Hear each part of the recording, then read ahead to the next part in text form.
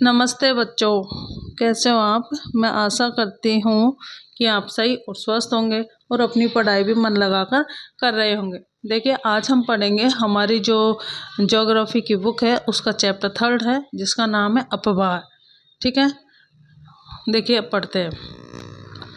जो अपवाह शब्द है, ये जो अपवाह शब्द है ये एक क्षेत्र के जो नदी तंत्र की व्याख्या करता है। ठीक है, अपवाह शब्द जो होता है वो एक क्षेत्र के नदी तंत्र की व्याख्या करता है। देखिए, पृथ्वी की सतह पर प्राकृतिक धाराओं के रूप में बहने वाले पानी को अपवाह कहते हैं।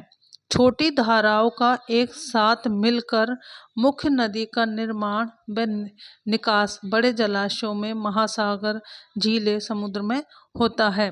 जैसे छोटी नदियाँ होती है वो एक मुख्य नदी में आके मिल जाती है और जो मुख्य नदी होती है अपना पानी लेकर के किसी महासागर, समुद्र, झील में जाकर मिल जाती है। ठीक है, जैसे गंगा नदी है तो गंगा नदी जाती है, ठीक है, कहाँ गिरती है, बंगाल की खाड़ी में, तो वो बहुत सारी नदियों का पानी अपने में लेके जाती है। ठीक है, एक नदी व उसकी सहायक नदियों द्वारा अपवाहित क्षेत्र अपवाह द्रोणी कहलाता है। एक नदी व उसकी सहायक नदियों द्वारा अपवाहित क्षेत्र, एक मुख्य नदी होगी जैसे गंगा होगी, ठीक है, और जितनी भी गंगा की सहायक नदियां हैं, सहायक नदियाँ, उनके द्वारा जो भी क्षेत्र होगा तो वो अपवाहित क्षेत्र अपवाह द्रोणी कहलाता है। देखो, अपवाह द्रोणी जो होती है वो एक नदी तंत्र द्वारा जिस क्षेत्र का जल प्रवाहित होता है उसे अपवाह द्रोणी कहते हैं। ठीक है, और एक अपवाह द्रोणी को दूसरी अपवाह द्रोणी से अलग करने वाली सीमा को जल विभाजक कहा जाता है। जैसे कोई भी ऊंचा क्षेत्र है, जैसे पर्वत है या कोई उच्च भूमि है, या दो पड़ोसी अपवाह द्रोणियों को एक दूसरे से जो अलग करता है, इस प्रकार की उच्च भूमि को ही क्या बोलते हैं, जल विभाजक। ठीक है, अच्छा, विश्व की सबसे बड़ी अपवाह द्रोणी जो है वो अमेजन नदी की है। विश्व की सबसे बड़ी अपवाह द्रोणी अमेजन नदी की है। अब पढ़ेंगे हम भारत में अपवाह तंत्र। देखिए, भारत में जो अपवाह तंत्र है, भारतीय नदियों के दो वर्ग है। जो हमारे भारत में नदियाँ बहती हैं उनको दो भाग में बांट दिया गया है, जैसे हिमालय की नदियाँ और प्रायद्वीपीय नदियाँ। हिमालय की नदियाँ जो हिमालय से निकल कर बहती है, और प्रायद्वीपीय नदियाँ जो भारत में अपवाह तंत्र का निर्माण भौगोलिक आकृतियों से हुआ है। जो भारत का अपवाह तंत्र है इसका नियंत्रण मुख्य रूप से भौगोलिक सीमाओं से होता है, और इस आधार पर जो हमारी जो भारत की नदियां हैं इनको दो वर्ग में बांटा गया है, हिमालय की नदियां और प्रायद्वीपीय नदियां। हिमालय की नदियां, जो हिमालय की नदियां हैं वो कैसी है, 12मासी नदियां हैं। वर्ष भर पानी रहता है, क्योंकि वर्षा के अतिरिक्त ऊंचे पर्वतों से पिघलने वाली बर्फ से भी जल प्राप्त होता है। तो जो हिमालय की नदियां हैं ये 12मासी यानी 12 महीने बहने वाली नदियां हैं। इन नदियों में हमेशा पानी रहता है, क्योंकि जब वर्षा होती है उससे तो पानी मिलता ही है, इसके अलावा जो पर्वतों से जो बर्फ पिघल पिघल कर आ रही है तो उससे हमेशा इसमें जल मिलता रहता है नदियों को, इसलिए 12मासी नदियां है। इनमें मुख्य नदी कौन कौन सी है, देखो, गंगा है, सिंधु है, ब्रह्मपुत्र है। तो गंगा, सिंधु, ब्रह्मपुत्र पर्वत श्रृंखला के उत्तरी भाग से निकलती है। पर्वतों को काटकर गार्ज का निर्माण करती है। हिमालय की नदियां अपने साथ सिल्ट व बालू लाती हैं। मध्य एवं निचले भागों में ये नदियां विसर्प, गोकुर झील आदि आकृतियों का निर्माण करती है। ये डेल्टाओं का भी निर्माण करती है। सिंधु नदी तंत्र, ठीक है, सिंधु नदी का हम सिंधु नदी के बारे में पढ़ेंगे। देखो, सिंधु नदी का उद्गम मानसरोवर झील के निकट तिब्बत से होता है। तो सिंधु नदी का उद्गम कहाँ से होता है, मानसरोवर झील के निकट तिब्बत से। ठीक है, तिब्बत से निकलती है। पश्चिम की ओर बहती हुई यह नदी भारत में लद्दाख में प्रवेश करती है। तो भारत में जो कहाँ से प्रवेश करेगी, लद्दाख से। इस भाग में यह बहुत ही सुंदर दर्शनीय गार्ज का निर्माण करती है। सिंधु नदी बलूचिस्तान तथा गिलगित से बहते हुए अटक में पर्वतीय क्षेत्र से बाहर निकलती है।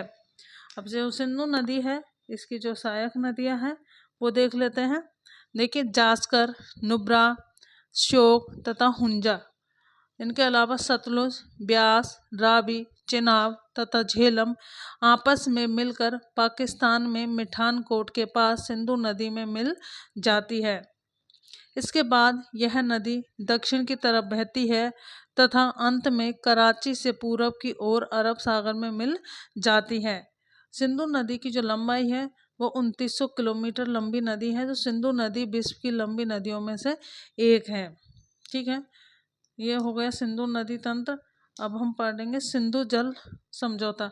एक समझौता भी हुआ था सिंधु नदी के जल को लेकर के, क्योंकि ये भारत के अलावा पाकिस्तान में भी बहती है, इसलिए 1960 में ये समझौता हुआ था। सिंधु जल समझौता 1960 में हुआ था। और इस नदी के जल का इसमें कहा गया था कि जो इस सिंधु नदी का जल है, इस जल का केवल भारत 20% ही उपयोग कर सकता है। और इसका जो जल है सिंधु नदी का, इसके जल का उपयोग पंजाब, हरियाणा और राजस्थान राज्यों में किया जा रहा है। और ये राज्य इनके दक्षिण पश्चिम दिशा में किया जा रहा है, किसके कार्य में? सिंचाई हेतु। ठीक है, तो सिंधु जल का जो उपयोग है, इसका सिंधु जल जो है इसका उपयोग सिंचाई हेतु किया जा रहा है। गंगा नदी तंत्र। देखिए, गंगा की मुख्य धारा भागीरथी, गंगोत्री, हिमानी, अलकनंदा उत्तराखंड के देवप्रयाग से निकलती है। तो गंगा नदी जो है जो शुरू में निकलती है तो इसका नाम गंगा नहीं होता। ठीक है, तो गंगा की जो मुख्य धारा है भागीरथी, जो गंगोत्री हिमानी से निकलती है, और अलकनंदा जो उत्तराखंड के देवप्रयाग से निकलती है। ठीक है, और हरिद्वार के पास गंगा पर्वतीय भाग को छोड़कर मैदानी भाग में प्रवेश करती है। जो गंगा नदी है वो हरिद्वार के पास आकर के पर्वतीय भाग को छोड़कर के मैदान में प्रवेश करती है। कहाँ पर? हरिद्वार में। इसकी प्रमुख नदियाँ हैं यमुना, घाघरा, गंडक, कोसी। यमुना नदी हिमालय के यमुनोत्री हिमानी से निकलती है, इलाहाबाद में गंगा में मिल जाती है। जो यमुना नदी है ये यमुनोत्री हिमानी से निकलती है और इलाहाबाद में आकर के गंगा नदी में मिल जाती है। घाघरा, गंडक, कोसी ये नेपाल हिमालय से निकलती है। उत्तरी मैदान के हिस्से में बाढ़ का कारण है। ठीक है, जो उत्तरी मैदानों में जो बाढ़ आती है इनका कारण ये सब नदियां है। मिट्टी को उपजाऊ बनाती है। चंबल, बेतवा, सोन ये सब इसकी गंगा की सहायक नदियां हैं। प्रायद्वीपीय उच्च भूमि से आने वाली नदियां हैं। ये चंबल, बेतवा, सोन कहाँ से आती है? प्रायद्वीपीय उच्च भूमि से आती है। और ये अर्धशुष्क क्षेत्रों से आती है और इनकी लंबाई कम होती है और इनकी में पानी की मात्रा भी कम होती है। गंगा पूरब दिशा में पश्चिम बंगाल के फरक्का पर तक बहती है। यह गंगा डेल्टा का सबसे उत्तरी बिंदु है। यहाँ नदी दो भागों में बट जाती है। भागीरथी हुगली एक वितरिका के रूप में दक्षिण की तरफ बहती है और बंगाल की खाड़ी में गिर जाती है। मुख्य धारा बांग्लादेश में प्रवेश करती है। यहाँ पर ब्रह्मपुत्र नदी इसमें मिल जाती है। अंतिम चरण में गंगा और ब्रह्मपुत्र समुद्र में विलीन होने से पहले मेघना के नाम से जानी जाती है। गंगा नदी और ब्रह्मपुत्र नदी जब बंगाल की खाड़ी में गिरती है तो उससे पहले इसको मेघना के नाम से जाना जाता है। तो मेघना के नाम से ही ये बंगाल की खाड़ी में गिरती है। गंगा नदी और ब्रह्मपुत्र नदी दोनों का पानी मेघना के नाम से ही गिरता है बंगाल की खाड़ी में। इन नदियों द्वारा बनाए गए डेल्टा को सुंदरबन डेल्टा के नाम से जाना जाता है। सुंदरबन डेल्टा का नाम वहाँ पाए जाने वाले सुंदरी पादप से लिया गया है। वहाँ पर सुंदरी के बहुत सारे वृक्ष पाए जाते हैं, इसीलिए इस जो डेल्टा बनाया जाता है नदियों द्वारा उसका नाम सुंदरबन का डेल्टा रखा गया है। सुंदरबन डेल्टा विश्व का सबसे बड़ा एवं तेजी से वृद्धि करने वाला डेल्टा है। यहाँ रॉयल बंगाल टाइगर भी पाए जाते हैं। तो सुंदरबन का जो डेल्टा है विश्व का सबसे बड़ा डेल्टा है, तेजी से वृद्धि करने वाला है और यहाँ पर रॉयल बंगाल टाइगर भी पाए जाते हैं। ब्रह्मपुत्र नदी तंत्र। जो ब्रह्मपुत्र नदी है इसका उद्गम मानसरोवर झील तिब्बत से होता है।